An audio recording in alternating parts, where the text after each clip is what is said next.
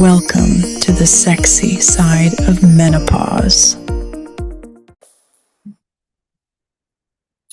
So thank you for joining me for another episode of the Sexy Side of Menopause. Ladies, I want you to grab your notebooks and find a cup of tea or some coffee or a glass of wine and let's have a conversation, because the woman that I have here today is such an amazing person in so many dynamics, not just talking about being a woman, as a person who's making impact.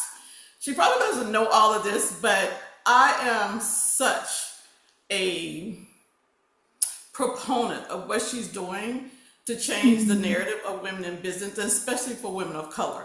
My business is a global business, but I do understand the challenges that we're going through for women of color. And this woman is doing the thing. So I want to introduce you to Tracie Collins. Tracie, thank you for being here.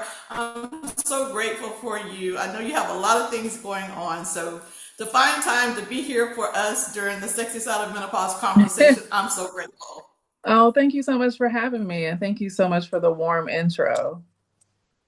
So can you introduce yourself to the ladies for those who may not know you, which I doubt if that is the case, but sometimes we have new people to share. Absolutely. My name is Tracie Collins, and to introduce myself, I try not to attach myself to anything or anyone. Like, I'm just a woman who is just about her business in life and about making a great impact no matter what I do, primarily for Black women because I am one first, and then for women, globally. Yes, you are. Yeah. So I want to talk about the menopause journey somewhat, because one of the things I remember when I reached out to you, I was like, Tracie, why don't you come on the Sexy Side of Menopause? Let's talk about menopause. She's like, girl, I don't have nothing to say about menopause. And I was just like, that's why you need to be here. Because unfortunately, there's a narrative out here. And it's a very negative stereotype of women going through menopause. Like, it's all gloom and doom. Your life is going to go off the cliff. You're going to have all of these symptoms and life is going to be over for you. And I don't agree with that. I don't subscribe to that. And I honestly believe that we have a choice how we navigate menopause. So I want you to share a little bit about what your journey has been on this menopause journey. So, first of all, I don't even claim like to be in that space because I just don't relate to it at all.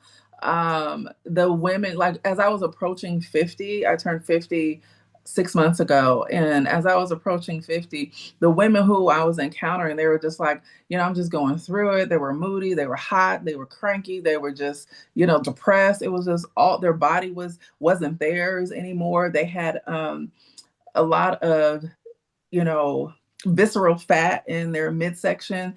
And they were scaring the crap out of me. I was like, what is wrong with you? I don't believe our bodies are something that we have to let happen to us. Like, we don't have to let it happen, meaning like how our health is, no matter our age. Or I understand things happen and there are unforeseen circumstances. I'm not talking about those. I'm talking about things that you can control when it comes to overall wellness. And that is how I look at my life and my body. And I don't believe in calling anything into my life that I just don't want. I believe my mind is absolutely that powerful.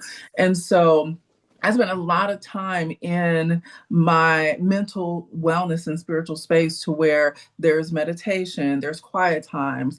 People who know me know that nature is so important to me. Like, I have to be immersed in nature. And if I'm not, like, I, have a physical reaction, and it's also an emotional and spiritual reaction for me if I'm not immersed in nature, my environment. And I'm very cognizant about what I put in my body. I don't allow stress to penetrate my system if I can help it. I'm very cognizant about that. So when we talk about, or when I hear women in this gloom and doom around menopause, it's like, well, how well were you taking care of yourself before? I think a lot of women think that this is why I don't attach myself when people say, well, tell me about yourself. It's like, well, I'm amazing and I'm funny. And, I have a core group of women who I just absolutely love, and I'm smart as hell. And I'm a smart ass too, So like, those are all characteristics of me. I'm extremely talented. Like, I'm extremely spiritual. Those are me. I think when we start to associate our life with certain things, yes, it adds the layers to who we are. But when you start to associate your life with other things, it can complicate how you experience this life in this body that you're in. And so I am the author of my domain. So I have full autonomy over what I allow to penetrate and what I don't, who I allow to penetrate me and who I don't, and how I approach it. I'm extremely nonchalant to almost to a fault. And it's, it can be considered a defense mechanism, but I also believe I'm not going to exert my energy in something that is not going to pay off. And so if you are not going to pay off with me encountering you, I'm not going to encounter you. It's really simple to me. Everything is really black and white how I look at my overall system. I just had my blood work done last week. And I'm expecting like, oh girl, you missed a year, like you didn't, and I talked to my doctor before, as she was scheduling the lab work to be done. I said, well, I need to, I'm 50, maybe I need to have my hormone levels checked. And then we started talking about menopause. And I was like, I have no symptoms. She was like, well, Tracie, it's like if you, especially with my health and wellness background, she was like, if you don't have any symptoms, I really wouldn't necessarily recommend running that panel, and it could be like, that may change. But as of right now, like my blood work came back and everything was absolutely normal. And it really speaks to my day-to-day commitment to my overall wellness. Yes. Yes. Tracie, this is why I love you so much. Tracie is real, and she is living a life that's backing that up. She started out in California, moved around the world, and we'll tap into that. I lived in California for like 6 years, and it changed my life. Mm-hmm. I have a son that lives in California, so I'm very connected to California, so I kind of understand the vibe of California.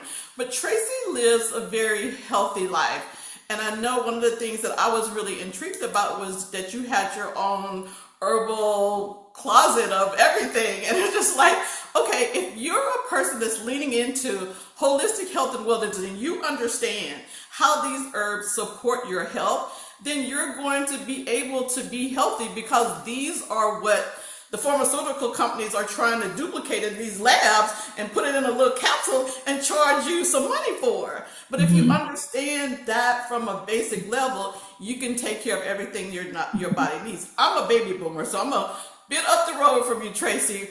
But I spent time with my grandmothers and my great grandmothers, and they would take me out in the yard and show me things and take me to trees and give me information about the bark. Like, I was given that from the earliest of my stage. And I remember, as I'm reflecting on my life, how, oh, this is what this means, and this is what I need to do for my health. And I remember as seasons change, we have protocols. So if you've been brought up in that as your lifestyle, then you can take care of your health. You don't need to rely on somebody else to do that. So let's talk a little bit about how you got into herbalism. I always tell people being a midwife changed my life. And my background is maternal health and wellness. And I think I was 26 the day I caught my first baby with my hands in my midwifery journey, after apprenticing for 2 years prior to that, and after doing doula work or labor assistant work 4 years before that, because I think I started, 2 years, it was a whole 2 3 year 4 year journey. But it changed my life, and it changed my life in a way that I learned about the essence of herbs and the healing properties of herbs. And it also changed my life because I saw the power of being a woman. Like, from that moment on, you couldn't tell me, not that I ever believed it anyway, but you couldn't tell me that a man was stronger than a woman. It's like, we have humans that you can't surpass that level of strength. So until you can pop a baby out your penis, and there's nothing that you need to say to me, and that was the start of my journey. And because I've worked with the female body before I sold my company, 23 years, I worked in the health and wellness space. And then, business integration Yeah. came later, but it was also an addition to that. it was like there was nothing that surprised. I literally can deliver a baby in my sleep. I can look at a woman and dissect her from my midwifery background as far as what could potentially be wrong with her. And that was one of my gifts, and that was one of my strengths, but it was also one of the things that it didn't work against me, but it will work against my clients when they wouldn't listen to me. And when you come from a place of tapping into your ancestral lineage one way or another, from an epigenetic standpoint, Yes. you just know things, and that is how creator has created me. I just know things innately, intuitively. Don't ask me how, I can't tell you, but I just know things. So that was the start of my journey with herbs. And then fast forward, when I bought my home in Georgia in 2020, I created an apothecary. I created a wall of herbs, and they served multiple purposes, medicinal being one of them. Yeah.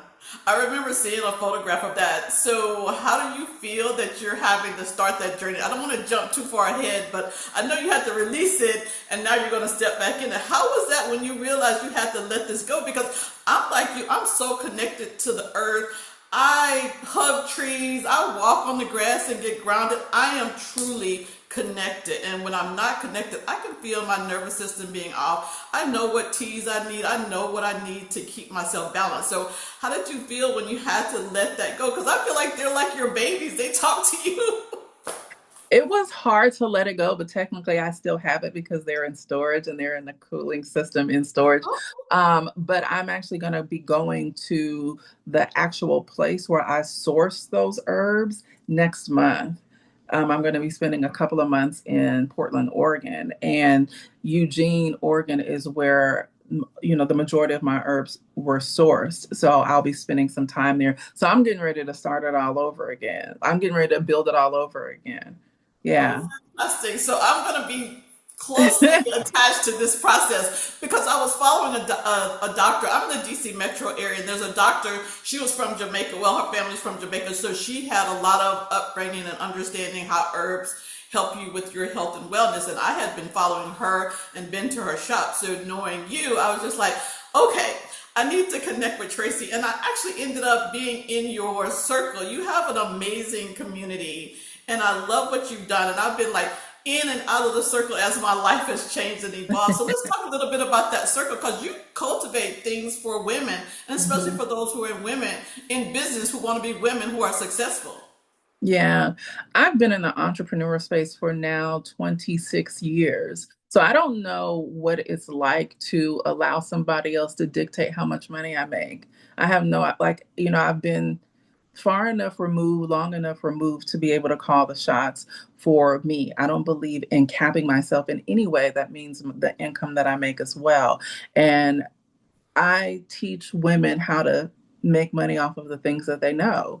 I teach them how to create frameworks off of the things that they know so they can license that information out and create a life of ease, understanding the life of licensable content and building upon that. And I work with women in leadership in my leader space who are business owners, who are starting out on their journey, who are pivoting in their journey, who are elevating their journey. And then I also work privately. I have private clients as well who are in the midst of separating themselves from the business or the foundations or the organizations that they've created, but leveling up their framework and their licensing content that they use to create what their business, because oftentimes women were taught to blend our identity with what we create, not realizing that you are the architect.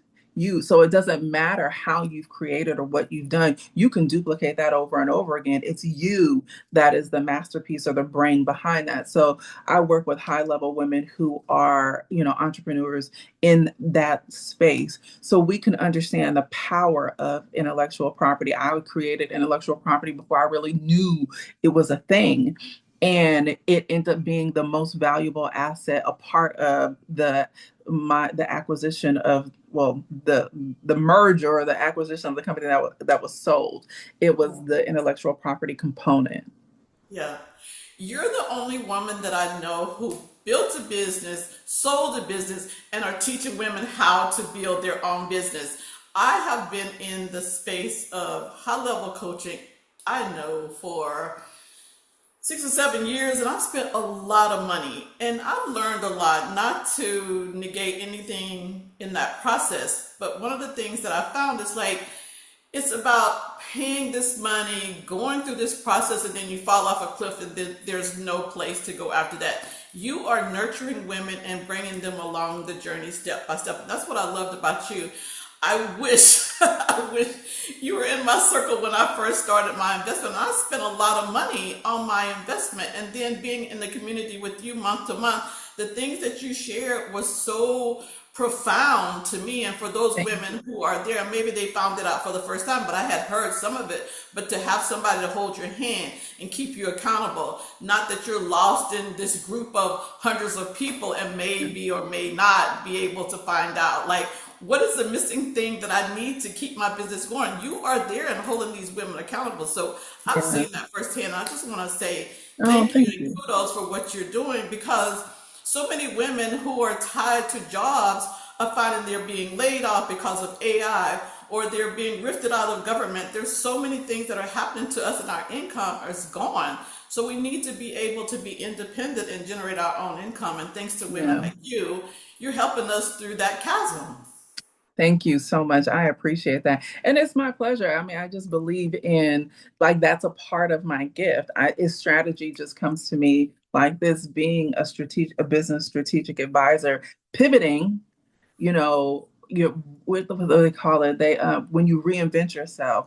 I just had a natural love for business, and that is where I gravitate, speaking. And then I released my second book recently called Smart Women Earn More. And it is based around creating licensing framework. It's based around how you can do that. And one of the things that I absolutely love about that book is at the end of every chapter, there is a series of questions that you have to answer for yourself so you can start holding yourself accountable, seeing where the gaps lie, and then creating that framework that will continue to pay you so you don't have to overexert yourself. You will always get paid more for what you know than what you can do. Wow, that's powerful. That's powerful. So, one of the other things that I really appreciated about your community is that these women seem to be women that have tapped into their spiritual capabilities. And that's been something that I found in some of my coaching group. I feel like some women have that ability, but they never wanted to say it out loud. And I see your tattoo. You have the Eye of Horus, and I had one too. I Yeah. went to Egypt several months ago, and it had been something that had been calling me for a while. But there's like these journeys that we go on, especially the spiritual ones. We find out what our power is as women and how we can step into a place that changes the dynamic of the way the world is. So, can you speak to that somewhat? Well, not think, I know that women have been taught to suppress their intuition. And it has to do with, number one, the patriarchal system. It has to do with our familiar situations, so, and where we come from, and also society.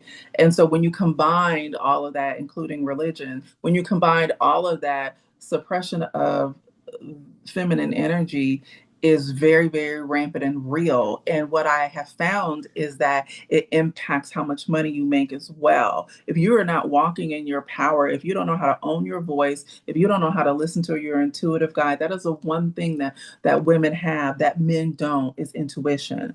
And it can make or break how you approach any situation, that is also including business. So when we learn to listen to it, cultivate it, embody it, and then use it to our advantage, then you can open doors and surpass what you initially thought you could do, because you own your voice and you listen to that. So I think that's why I lean into that in empowering women in the way that I do, because I understand the power of intuition. I've worked with women my entire adult life.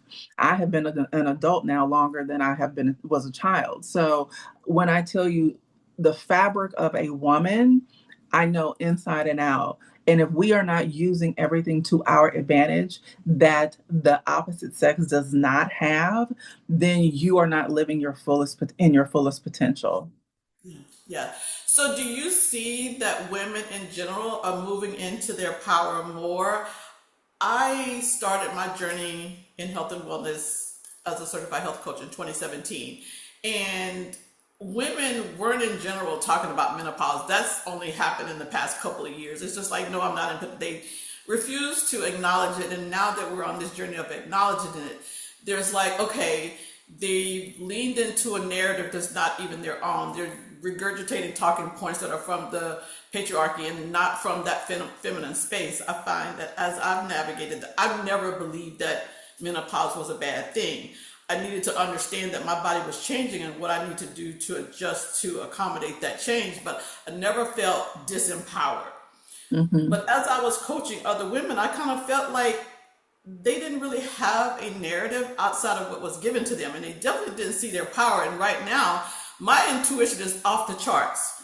As I live day to day to day, I just get so many downloads that I feel like it's because I've opened myself up to this journey of menopause, being postmenopausal, and understand the wisdom that comes in at this time. So have you seen that shift happen with the women you work with? It's slow. It's slow, because you're talking about undoing centuries of damage, Mm-hmm. and a lot of women, especially Black women, they're dealing with, there's the religion aspect as well. And especially in the Black community, there is, but the Bible said, It's like, hard to talk about, right? and it's just interesting to me. I think when women start to decenter men, that is when they will really truly unveil the power that we have. But you must first decenter men in the things that you do. I think women who center men are dangerous. And they're dangerous not only for themselves, but they're also dangerous for the other women that are around them. Because no matter what they do, we can look at white women. White women center white men. Look how dangerous white women are, you know? How So, dangerous the world is right now. right. But if the white woman as a collective would decenter their white male counterparts, imagine the the evolution that could happen just for them. Don't worry about us. We don't need y'all. Y'all need us. Yeah. So I just think that when women learn to really center themselves and be selfish in a way that is self-gratifying and not self-sacrificing, then we will begin to see some change.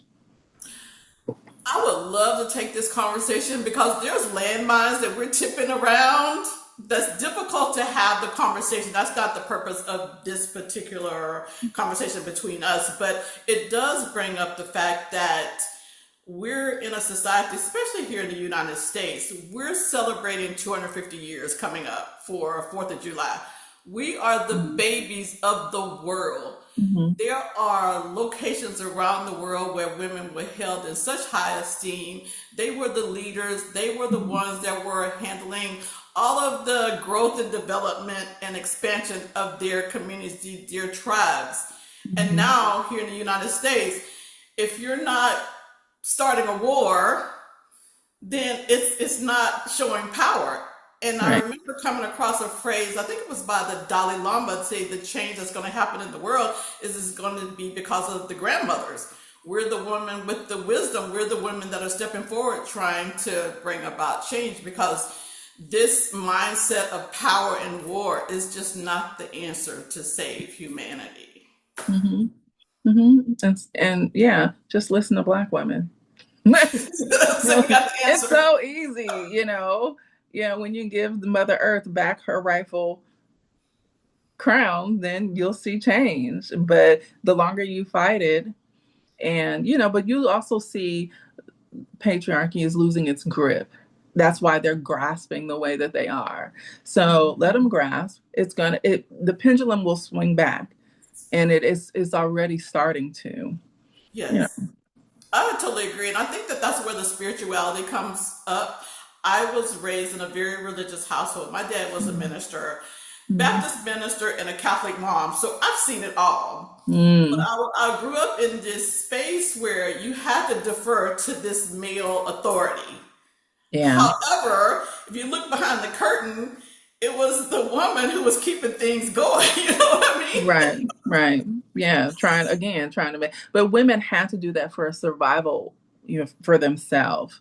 They couldn't own a home, they couldn't have a bank account, they couldn't vote. Like they Yes, had to do, and there was a sense of survival and alignment that way. That is yes, not the case anymore. right. And good, Well, good. I see things swinging because of the day and time that we're in. I'm a very spiritual person, and I definitely look at how things are in the celestial pattern of the world, and I see that pendulum swinging where women are showing up in much more powerful spaces. I look at the women who are going into legislative position, the women who are going up into certain companies. So we're starting to see this change, and it's slow. Another thing that I'm seeing as a major dynamic when we talk about women on this journey is that marriage is disintegrating. I'm happy for them. And let that birth rate continue to come down too. I love it. I love it. Even somebody who came from the maternal space, as far as business is concerned, I was always astonished that people were still having babies. It's like, why? Like, why? Yeah, why? So I'm glad to see that, because what women are noticing is that there is no benefit for them. And mankind or humankind will continue to evolve and evolution will happen. But what we're seeing in today's day and time, that women are seeing that there is no benefit to them. And we are all a sum of our choices. Mhm. So choose better. And that Yeah. better should be you. Yes. I saw some statistics about marriage, what women benefit from out of marriage and Nothing. what men benefit from. And it's like the Night and benefit day. that the men get is far outweighs Night, what the woman night gets. and day. Night and day. I encourage my daughters to be selfish. I tell my Uh-huh. daughters, don't have children. Uh-huh. Like, even though they may want them, I'll be like, okay, go as long as you can without children. I want you to be selfish because you deserve that. You know what's really interesting is like I have sons and they don't have children, Yeah. they don't have wives, and I told them, "Baby, I am not going to be the mom who says bring me grandkids. I'm Yeah, no. not. I'm Yeah. not. No. I'm good. You Yeah. take care of your life. If that's what you choose, that's fine." But it's a lot that comes with this decision. And unfortunately, sometimes it ends up being passed on to grandma, and I'm not the one. I'm not Yeah. the Yeah. Yeah. I mean, maybe one day I'll eat my words. My mom yesterday was telling me, my mom was like, you just wait, just wait. And I'm just like, you could have it, child. But my son too, he is not married and he's not a father either. I have granimals. I have granimals and I love my granimals. I do. Well, I'm about 10 years up the road from you, and I still don't see that changing. And I just feel like this is just the way life is today. Yeah. So before we run out of time, I'm telling you, I can sit here and talk to you forever, Tracy. You are Thank such a you. phenomenal woman. Thank you so much. And I want to talk about expat life. Hmm. That was the last time I was in your circle. I was on my way to Paris and I went to Paris Right. and just kind of lost life for a whole year. I went to Paris and I went to to Egypt, and then I ended up traveling around the Gulf Coast area up toward East Coast. I'm a beach girl. I'm trying to hit every beach I can on the East Coast. So Right. I have been on a journey of expat life, but somewhat of a sabbatical, like trying to go inward and figure Hmm. out like what is important as I lean into this next phase of my life as a woman of a certain age. So let's talk about expat life, because you said once you start this expat life, you're going to have a different message. So I know you were in a location that was on my list to come visit, but I used to do vacations with my family a lot there. And so I was just like, I don't really want to do that. I want to go to Paris. So I've been to Hmm. Paris 5 times, and I think Paris is my expat location for part of the year. But let's talk about your expat life. I'm in California. No, but you were in where before you went back? I You recently went back to California. Where were yes. you like a couple months ago? So I since 2022, I have been going back and forth to Mexico, and in 2023, we settled in San Miguel de Allende. We recently left. It'll be 2 weeks ago tomorrow, and um, I would say this, like I've been all over Mexico as far as the major foreign or tourist places and some not so touristy. Mexico is beautiful. I absolutely love Mexico. Mexico is a great place to reset and slow down. Yeah. Um, and I'm fortunate that I have residency in Mexico, but it's just time for me to see other parts of the world. Now, what I came back to the States. I'm actually just with my mom, and I'll be here for a month, and then I'll go up to Oregon to spend time with my other two children. My oldest daughter is here. And I decided that I wanted to move back to Georgia for all of the reasons that we actually just talked about. Um, it, if you have not been to Atlanta and the perimeter, outer perimeter of Atlanta, nothing of what I'm saying is going to make sense. And one of the things about that place is you can't take, you have to give. And the way that I gave in Georgia, it fed me back more. And that's when you begin to see the benefit of it. But I love looking to the right and to my left and seeing people who look like me who are thriving. And I love the nature that Georgia has to offer. And it is a place while I lived in Mexico and I was like, this is going to be home. But it started to be a place like, no, your home is here. And so I'm excited about our return to Georgia.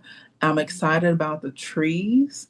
If you have been to Georgia, the moment you fly into Hartsfield Jackson Airport, the first thing you are descending upon and seeing are the beautiful trees. It is really a place that is a jungle. And so I'm excited about that part. And I also miss Black culture. That's one of the things that I realized. It doesn't matter where in the globe we are. Black American culture it sets the tone globally.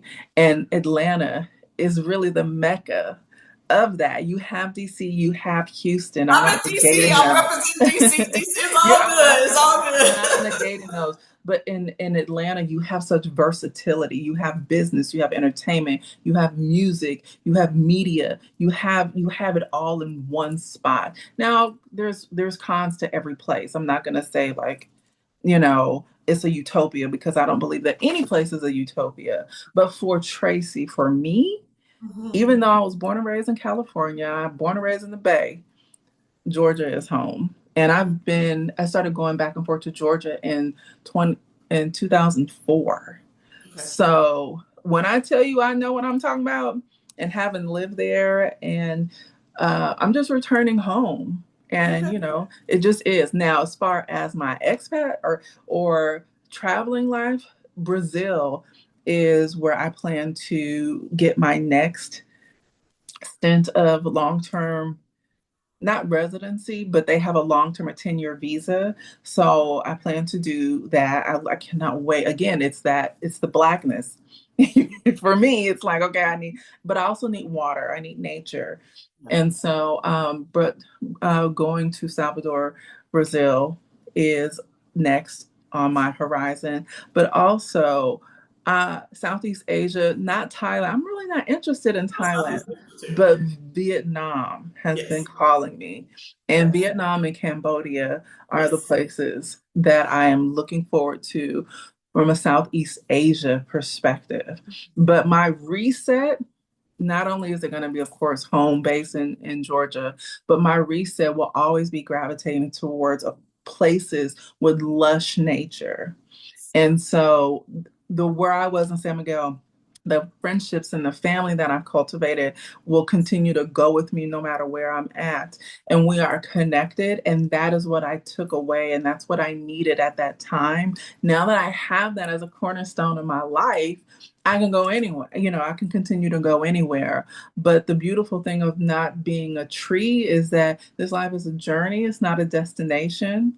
And I am open for the journey as long as I'm not hurting myself or anybody else. Yeah, that is so beautiful. You speak of Georgia. I'm from the Gulf Coast, so I graduated from a major university and I was looking for my IBM job in Atlanta. And I used to spend a lot of time in Atlanta. I know about Atlanta. One of my sons lived in Atlanta, so I understand that culture, but I'm a DC girl. It's just a Hmm. different vibe. But It's a it's a Atlanta it's a it's different a vibe. great place. It's a great Yeah. place for culture, definitely. Hmm. Hmm. What I want to do is let you close out with how women can connect with you. You have so many things that are going on. You just wrote your book, you're relocated, you had an expat life in Mexico. You used to host retreats in San Miguel. I was looking to hopefully be a part of that. And now you're back in the United States going to Georgia very soon. So talk about how ladies can connect with you because you have so much that I know is going to be very expensive for them to reach out to you. Yeah. So everything is at Tracie Collins, TracieCollins. And then my website is traciecollinsofficial.com. And that is just the base of where you can connect with me. On the socials, it's always Tracie Collins. You can also Google me, Tracie Collins, and things will come up. Um, and You as have a far YouTube channel too, don't you do YouTube like pretty Oh regularly? yeah, but still, it's still Tracie Collins. All of the socials is still Tracie Collins. And then I will continue to host retreats, and that's something that Michelle and we started in Oaxaca, and Oaxaca has a special place in my heart, Oaxaca, Mexico, and we are in the talks of doing something for 2027, not in Mexico, in the Caribbean. So I'm excited about that. And it's just a part of wellness for me and still continuing to do what I do. And that's why I believe that women should capitalize off the things that they know so they can live a global life. We don't have to be in one location. I think our ancestors have been global since we have been here. We have moved around this earth and it just does not have to stop. So, I agree with you yeah. wholeheartedly. I have been traveling. I was talking to someone about my travel history. I literally started traveling when I was around 9 or 10. My first Hmm. road trip, my dad took our entire family from the Gulf Coast and we drove to Canada. Mm. That's Nice. quite the road trip. And Yeah. then we would take vacation to see family in Chicago and Texas, different areas. So I am a person that loves travel. I Yeah. spent over 20 some years traveling as a military spouse. So I am a global person. I Yeah. love travel. Travel changes your life, Yeah. changes your perspective on the world. So I I do truly too. appreciate what you've shared, having a Mhm. community of women, and Yeah. also hosting a retreat because you could just like get away and have Tracy all to yourself for a Yeah. couple of days. So, Tracy, it was wonderful Yeah. And talking then, with you. join the leader community. I don't believe women should be doing entrepreneurship alone. I Yes. I know what that's like, and I did not want to, let women continue to face that space by themselves. I just don't think that it doesn't have to be alone because you can't figure it out. You don't have all of the answers, and it's okay. And so, join the leader community is a space, we small but mighty. It's a space of women who are serious about their business and changing not only the lives of other people, but also elevating their own. Yes, yes. I truly advocate for this community. I was in it. I need to reschedule my chaotic life and get back into it because I tell you, I looked forward to being in the community. There's other women who are doing amazing things, and over the course of several months, you can see them move from where they are here down their timeline. Because Tracy's Yeah. gonna hold you accountable. You can't I just show am. up. I it's really about the level of accountability. And sometimes one of the things that entrepreneurship will do is it'll have you face yourself. and it will make you face with the areas that you're strong in, areas that you need to improve upon, and it'll also bring up some things that you didn't know that you had. But when you start having somebody who has been in the space for a very long time to hold you accountable, even in this climate right now, which is very, very different, and teaching you how to navigate it and helping you navigate it, it's the place to be. Yeah. Tracie is doing it from her soul. She Yeah. has, it feels like you're in your circle with your mom. Like she ain't gonna let you get away. So thank you Yeah. for what you do. You have Thank you so truly much. impacted me. And I Thank am you. watching you from a distance, even though I'm not back in the circle Yeah. currently, but I'm going to revamp and get back in the community because I do miss you and I miss the ladies that I've built such a Yeah. relationship with. So thank you Yeah. for being Thank here. You're you. amazing. Thank you All the so best to you, much. my dear. You too. All right, ladies, so that's the conclusion of our episode. This is the Sexy Side of Menopause. I'm Beverly with Beverly Hills Health and Wellness Coaching. I'm a certified health coach, and I help women just like you to break through the stigma of menopause and lead into an amazing next level life. So we'll see you on the next episode. Thank you so much, Tracie. Bye. All right, ladies, bye.